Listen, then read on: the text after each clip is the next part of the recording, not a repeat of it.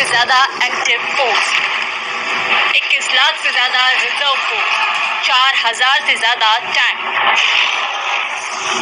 8000 से ज्यादा बख्तरबंद गाड़ियां, 200 से ज्यादा रॉकेट प्रोजेक्टर, 500 से ज्यादा फाइटर जेट, 200 से ज्यादा ट्रांसपोर्ट एयरक्राफ्ट, 10 डिस्ट्रॉयर और 16 सबमरीन। यह है भारतीय सेना की पावर। आजादी के साथ ही ब्रिटिश भारतीय सेना के 2 टुकड़े हुए और हमारे जल, थल और वायु सेना के हथियार भी 2 टुकड़ों में बंट गए।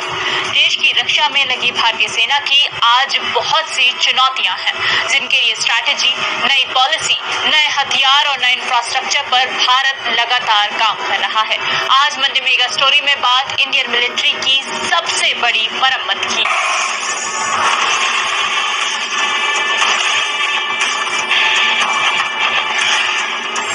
हमेशा नॉन अलाइंड फॉरेन पॉलिसी अपनाई है, मतलब हमने कभी सामने से किसी भी देश पर हमला नहीं किया, लेकिन मुंह तोड़ जवाब जरूर दिया है। इसकी जरूरत पड़ी पड़ोसी देशों से मिल रही चुनौतियों के कारण। भारत का चीन के साथ 3488 किलोमीटर और पाकिस्तान के साथ 3310 किलोमीटर लंबा बॉर्डर है।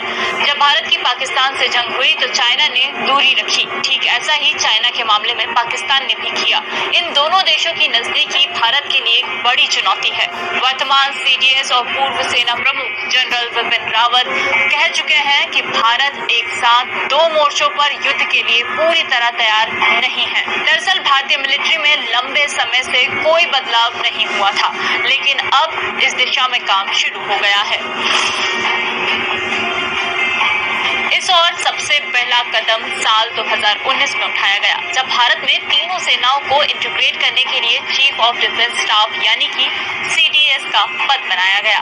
साल 2020 के पहले ही दिन 1 जनवरी को देश को पहला सीडीएस जनरल विपिन रावत के तौर पर मिला। नई स्ट्रैटेजी की जब बात करते हैं तो एक और बड़ा कदम डिपार्टमेंट ऑफ मिलिट्री अफेयर्स का गठन माना जाता है, जिसके जरिए सेना का पुनर्गठन, संचालन और स्पेशल खरीद जैसे काम होंगे। इस डिपार्टमेंट के जरिए नजर रखने के लिए 4 थिएटर कमांड बनाए जाएंगे। पहला पश्चिम में पाकिस्तान पर नजर रखने के लिए, दूसरा पूर्व में चीन के लिए, तीसरा मैरीटाइम कमांड समुद्री इलाकों के लिए और चौथा एयर डिफेंस कमांड के लिए। इन स्ट्रैटेजी से भारत को दूसरे सहयोगी देशों की सेना के साथ आसानी से सामंजस्य बनाने में मदद मिलेगी। अब बात करेंगे भारत की नई पॉलिसी की, जिसके जरिए आने वाले सालों में हम खुद हथियार बनाएंगे और दुनिया तक भी पहुंचाएंगे। टेबोर X95 राइफल्स अभी तक इजराइल वेपन इंडस्ट्री बनाती थी, लेकिन अब इसे भारत में बनाया जाएगा।